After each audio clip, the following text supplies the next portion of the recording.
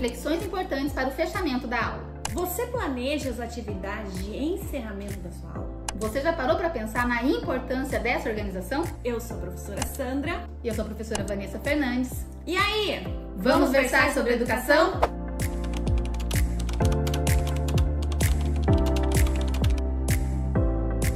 Nós já conversamos sobre como iniciar uma boa aula. Já conversamos também sobre a importância do desenvolvimento da aula. E hoje o objetivo é falar sobre o fechamento, o encerramento, fechando essa nossa playlist de gestão de sala de aula. Afinal, saber encerrar uma aula é uma arte. Morri. E para começarmos as nossas reflexões, nós vamos fazer uma atividade muito bacana. Like ou dislike? Vamos ouvir aí, produção! Solta aí as frases importantes de acontecimentos das aulas. Cópia de texto da lousa. Registro à mão. Registro de autoria sobre o assunto abordado na aula. Cópia de pergunta do livro. Rotina de pensamento. Professor sintetiza oralmente no fim da aula. Flashcards. Lista extensa de atividades para casa como fechamento da aula. Criar um contexto de produção para um registro com função social real. Depois de iniciar uma aula, com um bom planejamento, organizar o desenvolvimento dessa aula, trabalhar no fechamento é muito importante. Conseguir sistematizar o que foi dado e construir, tornar essa aprendizagem visível é fundamental. É como se a gente estivesse costurando cada pedacinho e fazendo com que ele tivesse sentido naquele momento para o estudante. E isso faz diferença na vida também do professor. É fundamental nós compreendermos que o nosso planejamento tem um começo, meio e um fim. Saber que a nossa aula tem esse alinhavar, de ações é fundamental para a gente garantir a eficácia dela. Para começarmos as nossas reflexões de hoje, olha que bacana. Você sabe da importância de escrever à mão durante um momento de aprendizagem, ou seja, durante uma aula? No contexto escolar, o uso da escrita à mão, às vezes, ele fica de lado, né? Ele não é costumeiramente utilizado ali para colocar o aluno num momento de pensar, de reflexão, de autoria sobre aquele assunto. Muitas vezes ele é utilizado para fazer a cópia de algo que está na lousa, ou se pede ali, registrem as perguntas do livro, né? Então o aluno vai lá e copia a pergunta do livro. Ou muitas vezes até de forma punitiva, né, Sandra? Ah, verdade. Não se comportaram, texto para copiar. Então é importante que esse registro do fechamento da aula, ele faça parte da elaboração da aprendizagem, da elaboração do conhecimento que está sendo construído naquele momento-chave. Uma nova perspectiva da escrita no contexto de uma aula vem emergindo aí nos últimos tempos. A escrita pode desempenhar um papel importante na elaboração, no desenvolvimento e na expressão do conhecimento. É importante nós considerarmos a escrita como uma ferramenta de aprendizagem. Nós precisamos compreender a importância desse processo, porque senão a gente acaba desdenhando ou subestimando o poder que ela tem. Então ela não pode servir apenas como um instrumento somente mecânico, ela é promotora de conhecimento também. E a palavra-chave é autoria. Hoje existem inúmeros aplicativos que as crianças, os adolescentes utilizam para sintetizar o conhecimento ou para organizar o pensamento. Eles colocam as informações que aprenderam na aula, gera lá um mapa mental. Colocam as informações que aprenderam na aula, resumo pronto. Colocam as informações que aprenderam na aula, vem a síntese pronta. Só que esse tipo de atividade, esse tipo de ação não colabora para o processo de construção do conhecimento daquela aula. Muitas vezes isso vai ajudar num a mais, mas não é determinante, funcional para que aquela aprendizagem seja ali ampliada no cérebro mesmo do estudante. Há pesquisas, a neurociência traz isso hoje muito ativamente, que fala sobre a importância do estímulo dos diferentes sentidos para esse processo de aquisição do conhecimento. Quando nós utilizamos a escrita, nesse movimento de usar o tato e a visão, né, já garante ao aluno um acesso maior a essas reflexões, né, e traz a possibilidade de um conhecimento mais profundo e mais complexo. Isso foi dito por um educador e um neurocientista chamado Eric James. A aprendizagem se torna mais duradoura quando ele estimula esses diferentes sentidos. E uma outra pesquisadora também, lá dos Estados Unidos, ela colocou crianças de 4 a 6 anos fazendo o processo de escrita à mão. E foi significativo o resultado que ela teve. Os estímulos cerebrais foram muito mais aguçados. Isso. Quando a criança digita, por exemplo, no teclado de um computador, essa parte do cérebro não é ativada.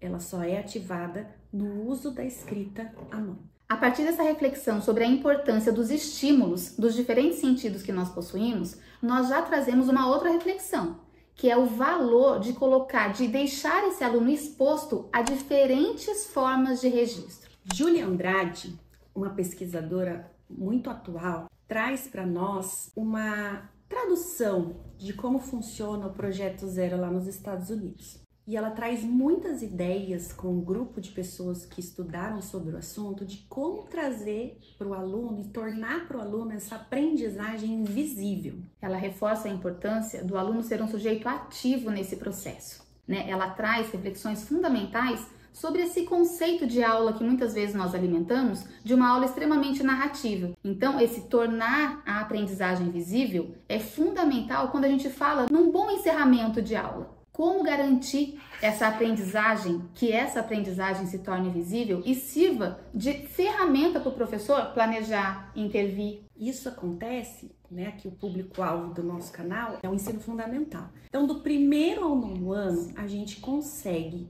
trabalhar com processos que conseguem organizar o pensamento do estudante e fazer com que aquilo que ele está pensando se torne visível. E isso vem muito com a utilização do registro à mão. E tornar esses registros diversos. Nós já percebemos, por observações, né, pela experiência que a gente traz, que os professores têm grande conhecimento sobre diferentes formas de registrar. Esse conhecimento, ele é muito ativo. Só que o que acontece muitas vezes? Dentro do nosso planejamento, nós esquecemos de considerar que esses procedimentos são aprendidos na ação, fazendo. Então, para o aluno ter propriedade e segurança para fazer um mapa mental, por exemplo, ele precisa ter vivenciado momentos de elaboração de um mapa mental. Muitas vezes nós pedimos resumo para o estudante, mas nós não passamos pelo processo de trabalhar esse gênero textual com ele para ele entender qual é o objetivo, que passo a passo ele deve seguir para fazer com que aquilo tenha sentido. Qual é a intenção desse resumo? Isso, né? Qual é a função social que ele tem nesse contexto. Então, cuidar desses detalhes é imprescindível. A Júlia Andrade escreveu um livro chamado Aprendizagens Visíveis. E ele é um livro que está sempre conosco, né, Vanessa? Sim. Há uma citação na página 17 que fala muito dessa importância de tornar o pensamento visível, de organizar o pensamento. Para aprender a organizar o pensamento sobre um estudo em registros claros, lógicos e ordenados no caderno, é preciso ser exposto a diferentes exemplos de registros, estar em interação com outros em situações significativas de produção desses registros e receber instruções didáticas de como fazê-lo.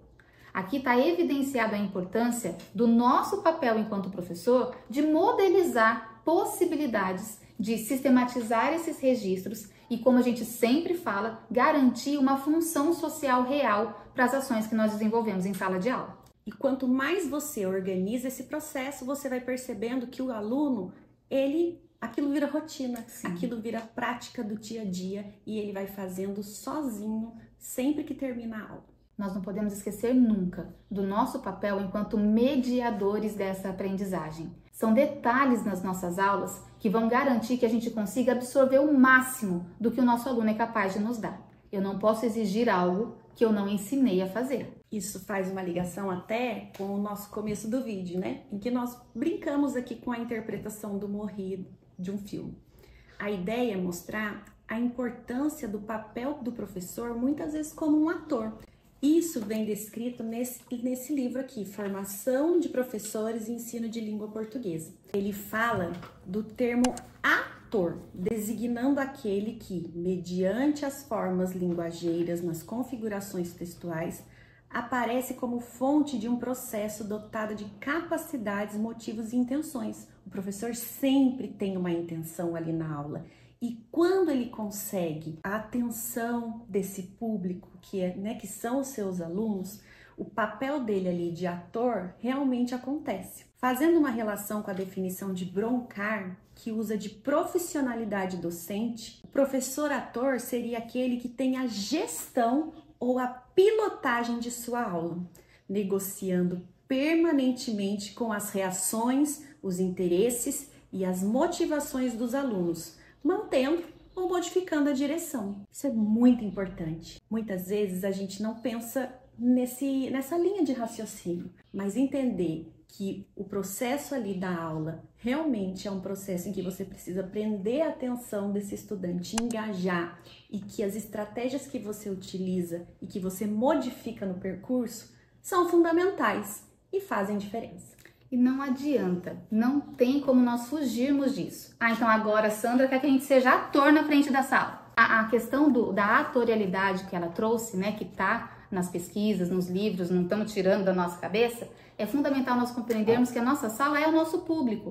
E esse processo de engajamento é fundamental para que eu tenha sucesso no meu maior objetivo, que é garantir a aprendizagem. Não significa que a gente vai ficar dançando lá na frente da sala, mas ter esse movimento, ter essa ação de intencionalizar efetivamente que a atenção dos nossos alunos estejam voltadas a nós, além de um desafio, é sim uma responsabilidade que nós precisamos ter. E dando continuidade, também neste material, a gente está cheio de material, hein, Vanessa? Embasamento total. Embasamento. A gente vem aqui com a informação do que é escrever. Vanessa, conta pra nós o que esse material traz aí sobre o que é escrever. Sabe por quê? Várias gerações fizeram com que a evolução da escrita fosse importante, fosse acontecendo para que a gente conseguisse hoje se comunicar com a escrita do jeito que a gente consegue. Sim.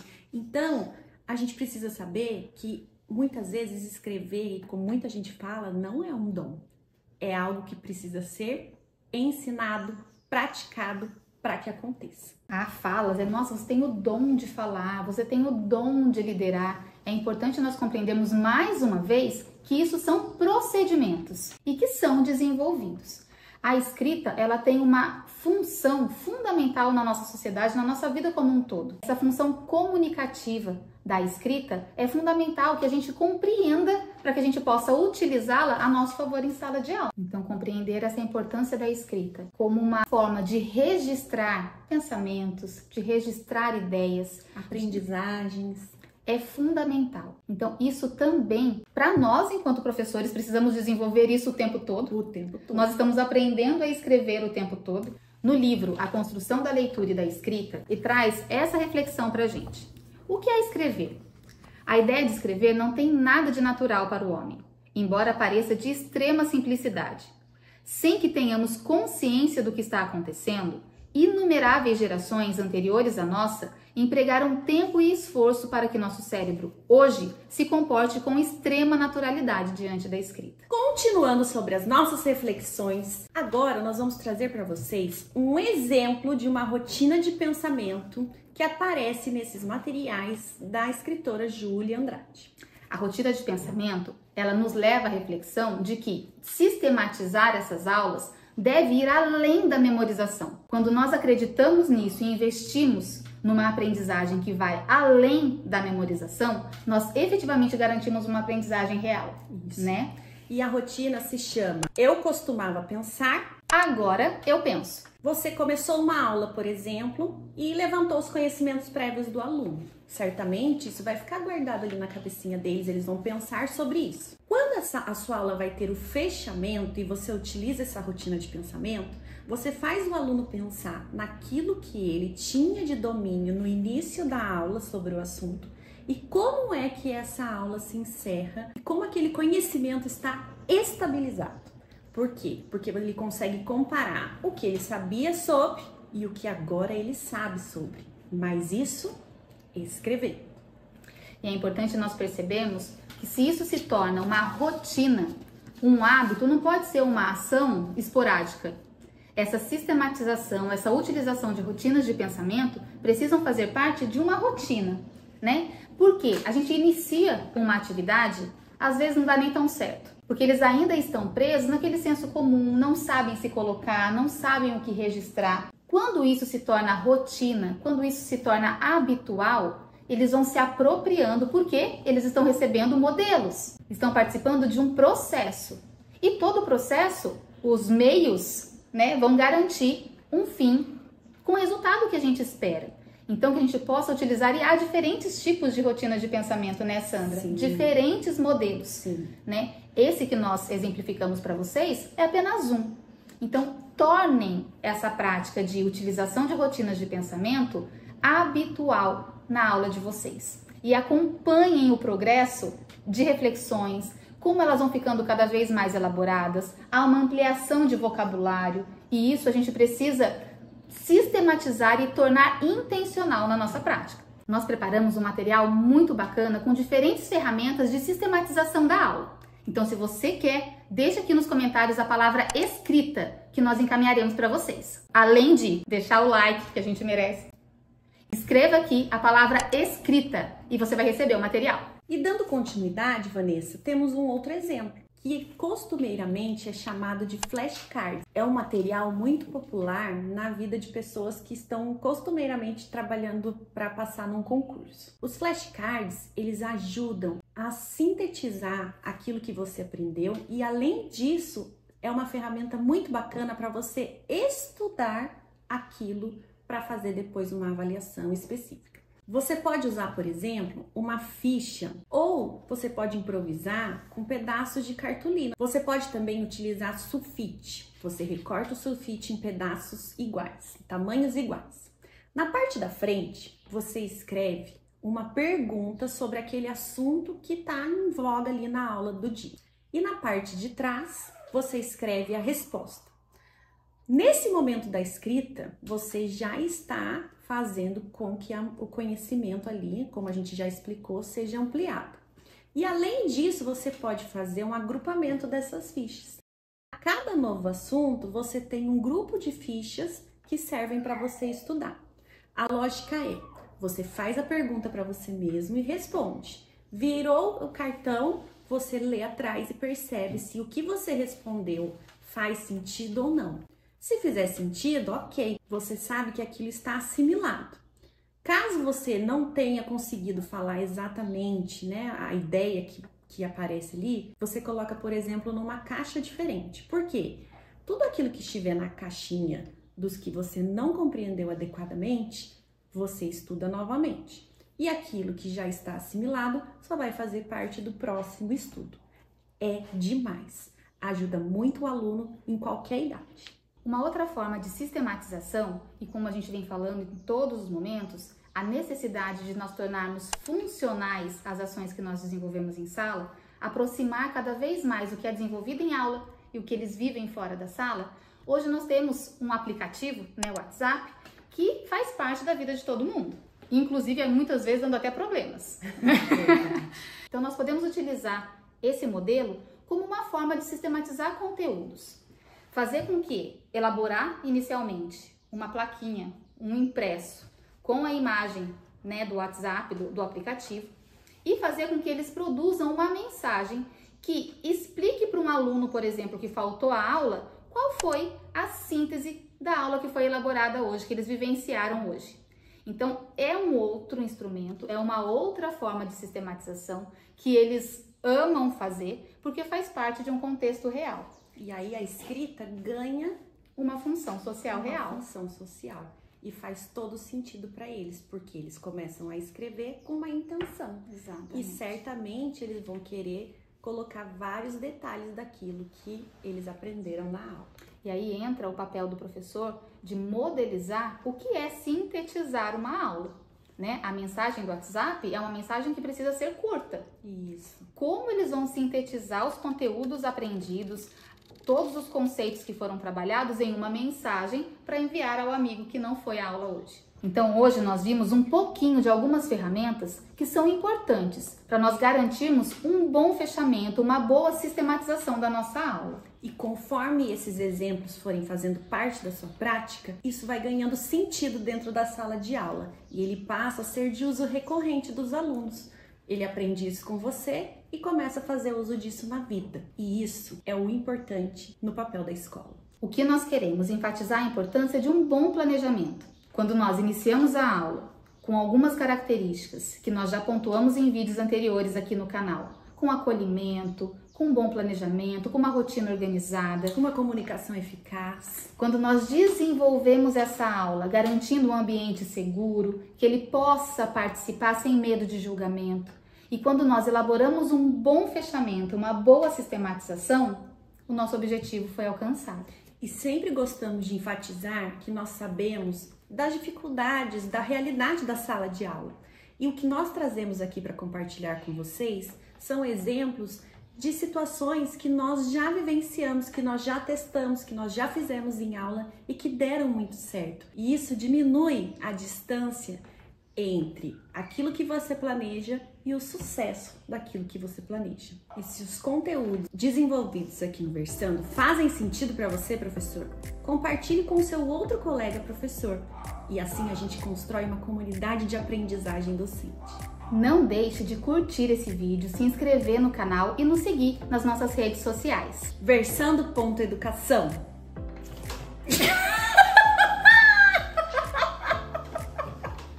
Deixa esse tapa com o Daniel, tá assim. Tá bom. Vai chegar a hora da vingança. Nós esperamos você no próximo vídeo. Até mais!